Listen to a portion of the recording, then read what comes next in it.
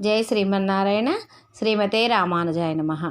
ఈరోజు మంచి మాట, మానవ జన్మ యొక్క విలువ, దాని గురించి తెలుసుకుందాం.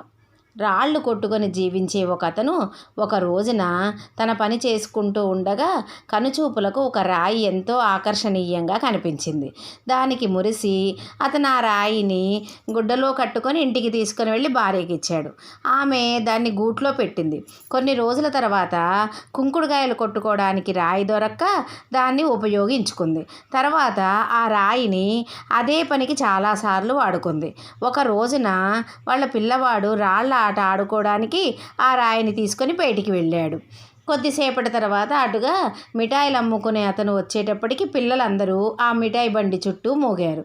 ఈ పిల్లవాడు కూడా రాయి చేత్తో పట్టుకొని వెళ్ళాడు. ఆ రాయి మిఠాయి వ్యాపారిని ఆకర్షించింది. అతను బాబుతో, "ఆ రాయి నాకు ఇస్తావా? నీకు ఒక చిక్కీ అంటే పల్లీ పట్టి ఇస్తాను" అన్నాడు. పిల్లవాడు సంతోషంతో ఆ రాయిని అతనికి ఇచ్చివేశాడు. సాయంత్రం చెత్త వస్తువులు ఏరుకునే అతని స్నేహితుడు చూసి ఆ రాయి గురించి అడిగితే, అతను ఎవరో పిల్లవాడి చేతిలో ఉంటే బాగుంది కదా అని ఒక చిక్కీ ఇచ్చి తీసుకున్నాను అని చెప్పాడు. ఆ స్నేహితుడు ఆ రాయిని కోరగా అతనికి ఇచ్చివేశాడు. ఆ స్నేహితుడు ఆ రాయిని మిగతా చెత్త వస్తువులతో కలిపి చెత్త వస్తువులు కొనే వ్యాపారి దగ్గరికి పోయి వస్తువులను వివిధ రకాలుగా విభజించి అతనికి అమ్మగా అతని ఈ రాయిని చూసి, "అది ఏమిటి, ఇవ్వవా?" అని అడిగాడు. దానికి అతను కొంత రొక్కం తీసుకొని ఆ రాయిని ఆ వ్యాపారికి ఇచ్చివేశాడు. బాగుంది కదా అని వ్యాపారి దాన్ని బల్లపైన పేపర్ వెయిట్గా వాడసాగాడు.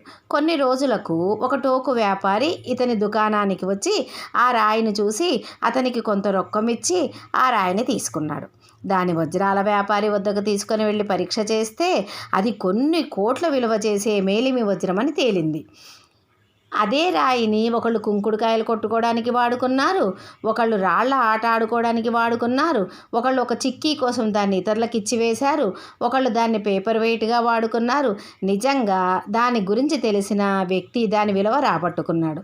అట్లాగే ఈ మానవ జన్మ ఎంతో విలువైనది, ఎంతో అరుదుగా లభించేది. దాన్ని దేనికోసం వాడుకోవాలి అనేది వారి వారి బుద్ధి ప్రచోదనానికి లోబడి ఉంటుంది, వారి బుద్ధి ప్రచోదనానికి ఆధారపడి ఉంటుంది. అంటే మనకు లభించిన మానవ జన్మ విలువ తెలియని అజ్ఞానులకు అశాశ్వతమైన శరీర భోగాల కోసం, ఐశ్వర్య సంపదల కోసం ఈ శరీరం ఉపయోగించుకొని జనన మరణాల చక్రాలలో తిరుగుతూ ఉంటారు. మానవ జన్మ విలువలు తెలుసుకున్న జ్ఞానులు భగవంతుణ్ణి చేరుకునే పరికరంగా ఈ శరీరమును ఉపయోగించుకొని ఆ పరంపదం చేరి శాశ్వతమైన ఆనందం పొందుతారు. జై శ్రీమన్నారాయణ. కొనకళ్ళ సంధ్యారాణి, ఏలూరు.